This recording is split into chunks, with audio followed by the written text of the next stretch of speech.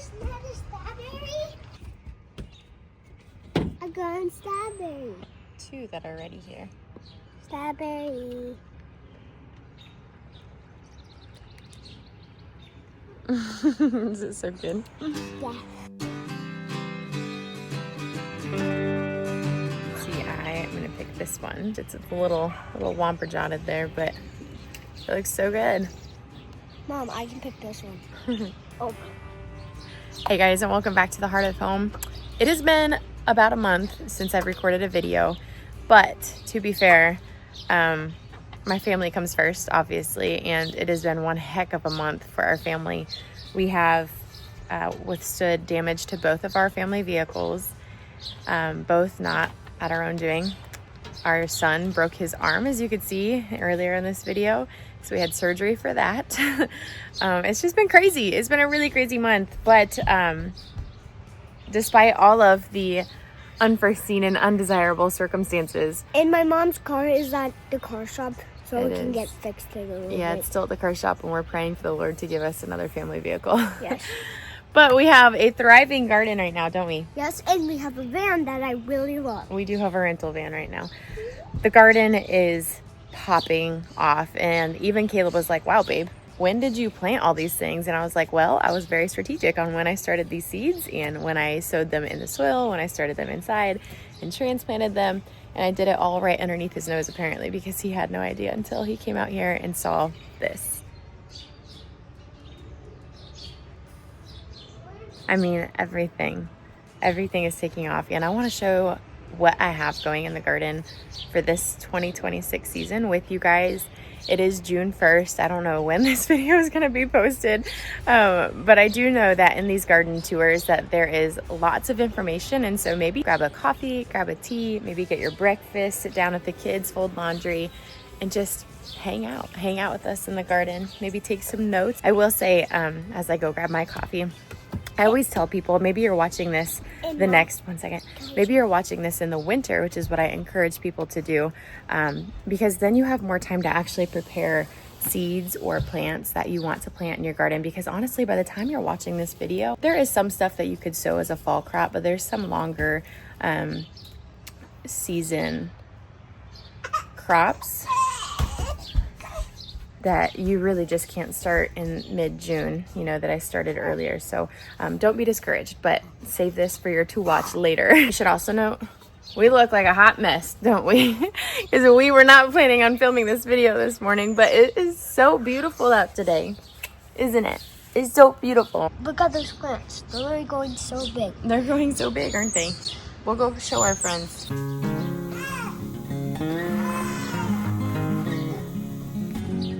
My green stock this year is mostly mint, but also some other herbs. And a lot of this was actually purchased from our farmer's market. I don't start any mint from seed. Frankly, I find it way too hard to do. As well as some other herbs. It's not really my forte, but I do direct sow all of, like this is a rainbow Swiss chard. We have some butter lettuce. This one is a romaine lettuce. So these obviously could get bigger, but I have just been eating off of them. And Silas, he'll come out here and go, Mama, can I have some of your plants? And I go, what? And he's like, this one, and he points at the Swiss chard. I'm like, go for it, buddy. Like, that's all you want. I've also got some cilantro that's growing here, and I'm surprised this has not gone to bolt yet, because we've had some really hot weeks these last couple weeks. But maybe I should be. It tastes like Mexican food. Yeah, it tastes like salsa, huh?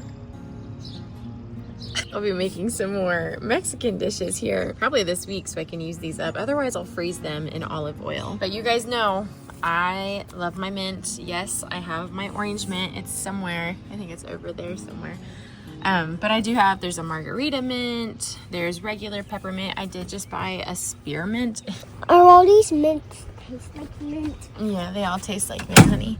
There's grapefruit mint. How do I know which ones are mint? How do you know which ones are mint? It's these green leaves right here. You can also just pinch them like this. You just kind of pinch the leaf and then sniff the leaf, and it'll smell like mint. Mint. That's mint. He's not a fan of mint, so. Not mint. Yeah, that is mint. You gotta pinch the leaves, remember? This one's my favorite, guys. If you ever find orange mint, get you some, because it smells so good. My plan with all the mint was just to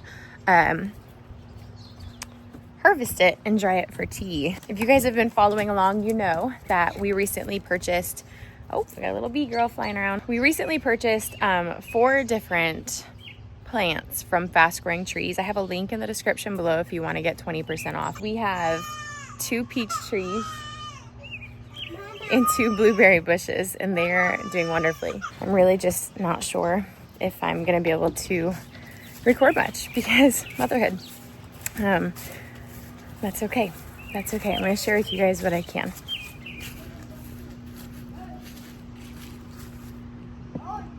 Okay, we've got a bed of peppers, but we have something interrupting the peppers, and that is daikon radishes. And then I can't remember, that's a good sign that we are ready to harvest radishes. I can't remember what these other radishes were. But apparently this is going to be on my to-do list today, is come out here and harvest these because they're trying to bolt. And if you don't know, I'm going to leave probably a couple of these to bolt. But radishes, when they bolt, they put off little seed pods, and the seed pods are so tender and they taste just like the radish. So these will eventually turn into that. Guys, I'm not kidding. I've shared this in multiple videos now, but I'm almost tempted to grow radishes just simply for the seed pods because they are so good, and there's hundreds of them on one radish plant. But like when we grow radishes, we typically grow them to harvest the one radish, you know, the root of the plant. And to me, it just seems backwards because if you let them bolt, you have hundreds of delicious radishes. Oh no, there was a wasp that almost got stuck in my dress. Pollinators in the garden. They're good. These are our onions that our friends Josh and Jordan sent us from Working Aussie's Homestead, and they are looking fabulous. They're taking off. They're starting to get thicker. You can kind of see down at the base. They're starting to thicken up. That's a good sign. You'll notice behind them I've got some leeks back here that we started from seed, and I've decided I am probably just going to start buying leeks and onions in bulk because starting them from seed is just not fun, and they struggle. They really struggle. I've got some different tomato varieties you might see in here. Oh, I love seeing dragonflies. Beautiful. I see dragonflies in the garden and I'm like, yes, you eat those mosquitoes. I'm also noticing that my pink Sharpie was not a good idea on these tags. I've got my black creme growing right here on the south side of the garden because they are a purple tomato, which means they have a higher amount of anthocyanins, which is what makes them that dark, you know, purpley black color. And so they need lots of sun because the sun is what triggers that chemical. And so they are going to get the most sun right here on the south side of the garden because it's just completely open to the sun, so you won't have to worry about any shade. And then I've got one extra pineapple tomato over here. I think this is pineapple.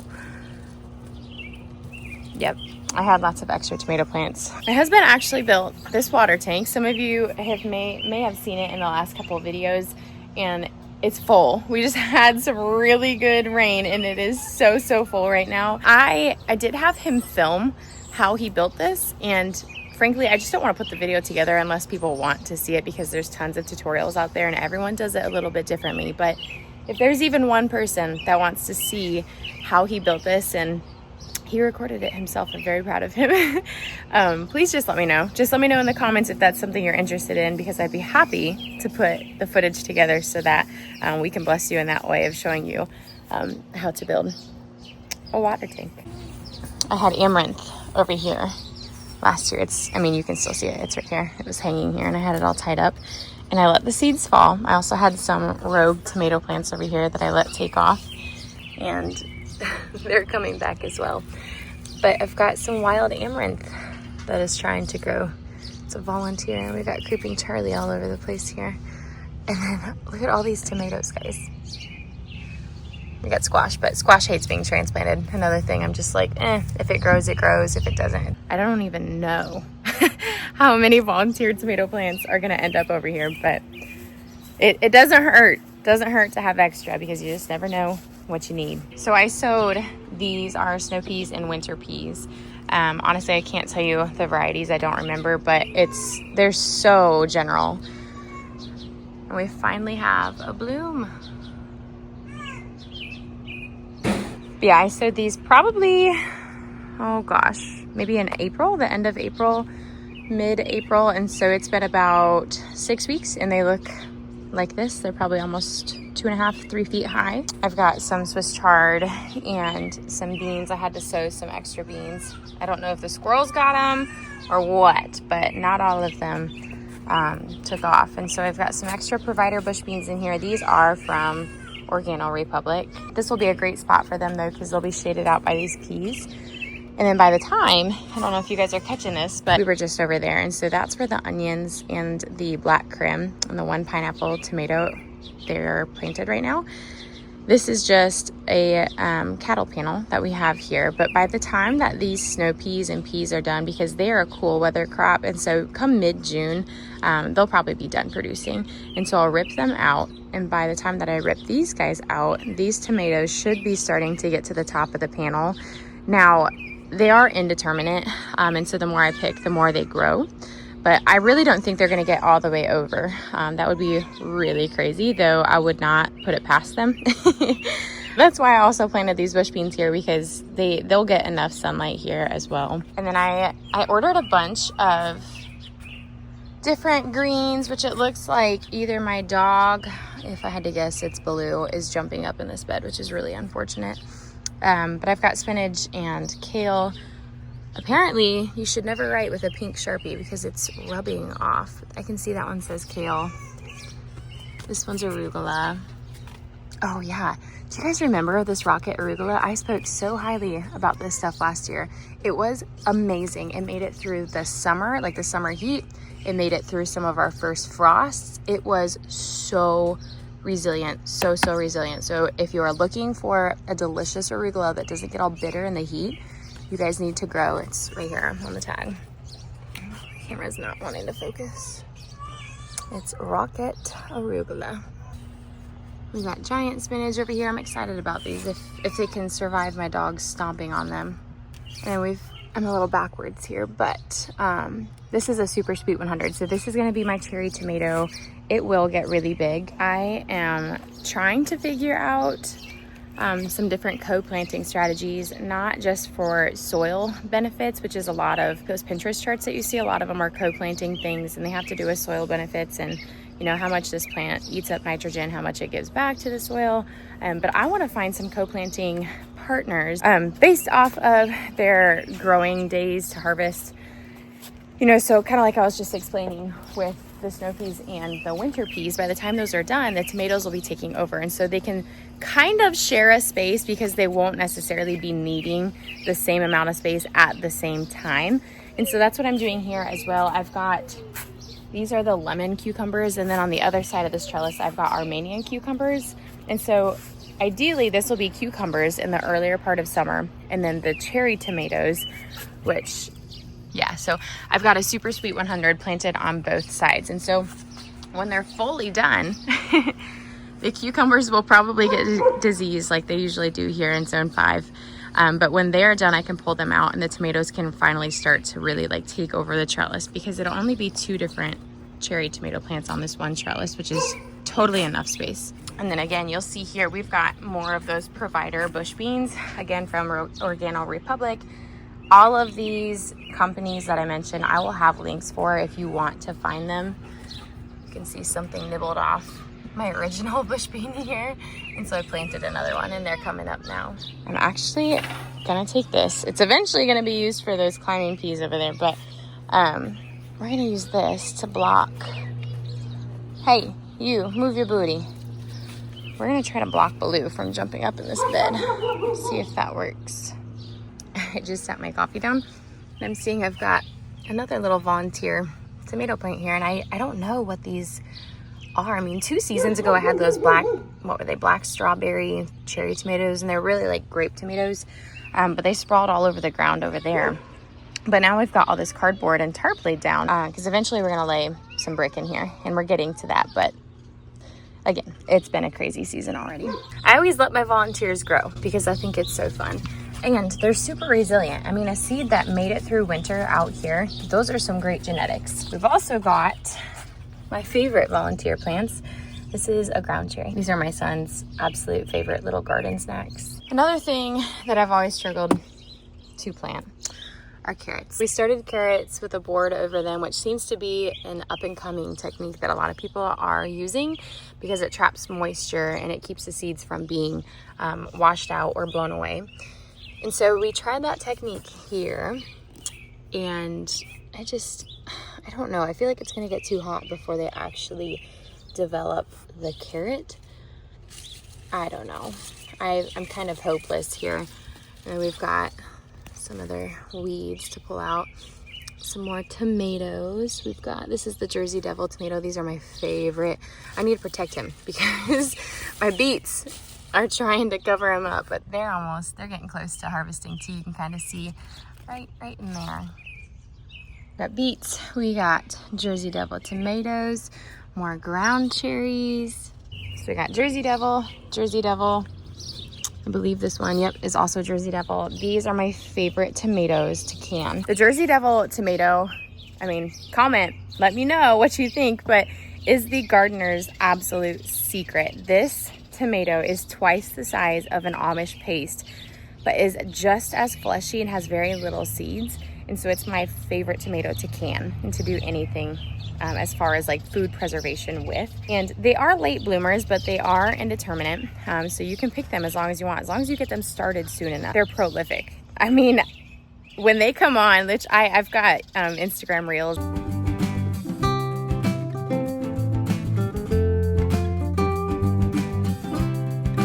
Older YouTube videos too of the harvest, but like when they come on, they're huge. They're like the length of my hand, if not bigger. And then super fleshy, super meaty. They're so good, y'all. They're so good. Let me know if you've grown them or if you're part of this little gardener society secret, because I think I'm in it. I think I found the tomato that works for everything. Okay, we are also doing some red beefsteaks. We have a blue beech. I haven't ever grown these. I have two here because they were looking real scraggly.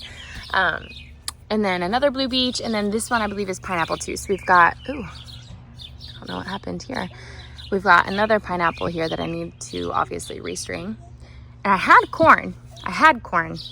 Emphasis on the past tense. But on the present tense, I have squirrels. And they kept digging up my corn, and I was just like, you know what? It's okay. We'll try that another season. That was just going to be an experiment to see how well it grew here. And this season, we'll just be buying it from our local gardeners, and that's okay. We got more ground cherries, more tomatoes. I'm guessing that's probably a pineapple tomato. Lots of ground cherries over there. Got our walking Egyptian onions. These are so fun, y'all. If you don't know, Egyptian onions are actually self-sowing, because what happens is they grow, and then at the very top, which you can see here, we have the bulbs, and these will turn to flowers, and the flowers turn to seeds. That's what happens with these plants. And then they get so heavy, they fall over, like you see here. And this guy is eventually going to make it all the way down to the soil and essentially transplant himself. So that's why they're called walking onions or Egyptian onions. What are you looking at? What am I looking at? What are you looking at? Cutie patootie. One last thing I want to show you guys. Well, there's so much I want to show you guys, but I've got to keep this garden tour short because motherhood. And I have music lessons here starting soon. But I want to show you the last bed that we have here. We are going to be doing some dried peas this year, or shelling peas. And so I've actually got some Calypso beans. Oh my goodness, I'm never using a pink Sharpie again. We've got Calypso beans right here. So this row is Calypso beans. And then what's so funny is I planted these shelling peas over here. These are the Champions of, what was it? Champions of England shelling bean. I planted these, and then literally I just had this revelation after I planted them. I was like, wait a minute, this is 4 to 6 feet tall, and I don't know how I missed that on the seed packet. And so I realized I sowed like peas, shelling peas, and I sowed them in a bed that doesn't have a trellis. And so what I'm going to do is either let them climb up the hydrangea, which is fine, or I will grab that cattle panel that we just stuck over there to keep Baloo out of jumping in the bed. we'll stick that in here and give them some support as well. If not, I can just grab some of my old tomato cages and let them crawl up that too. But no, that's not why this is here. This is here to also keep Baloo from jumping in the bed, because this is the one that he loves to lay in. And we don't want that happening. So anyways, the goals this year are to replenish my tomato stock, because I didn't have tons of tomatoes the last 2 seasons for various reasons. And then beans, because apparently beans are like a staple crop in our kitchen. It's hard to find a vegetable that both my son and my husband like, and our provider bush beans happen to be just that. Everyone loves them. And so we are going to have twice as many as we harvested last year. And so we have 20 different plants planted this year. We only had 10 last year, and we got through winter with that. So barely. We had to like pump the brakes sometimes. But then the other thing that we're going to focus on is our peppers. So if you remember last year, we experimented with fermenting peppers, which was a success, a wild success. I have a blog post written for my exact fermented pepper hot sauce that I'm actually mixed with cowboy candy brine. And so you can imagine it's sweet and it's tangy, and there's 2 different ways that you can do it. You can make it more like a chutney, more like the just thick, tasty hot sauce, or more like a Louisiana hot sauce where you're mixing it with vinegar and whatnot. But that's a whole different video to be recorded, because hot sauce is like, I dove into the rabbit hole, man. Like, there is so much to learn and to know about the history of hot sauce and what is considered hot sauce, what's considered a Louisiana style, what's considered a chutney, all these things. And so I'll share that with you guys eventually. But 3 goals this year: tomatoes, bush beans, tons and tons and tons of peppers. And, you know, there's so much more that I want to share with you guys, but unfortunately I do have to sign off here. But thank you for watching this entire video. I pray that you are encouraged and motivated to get out in the garden and to just plant something, even if it's just 1 plant. You can do it. Go steward the earth. You are meant to do that. Just return to the garden, find yourself in a place that you just love and adore and you can dwell in. Until then, I will see you guys later. See ya.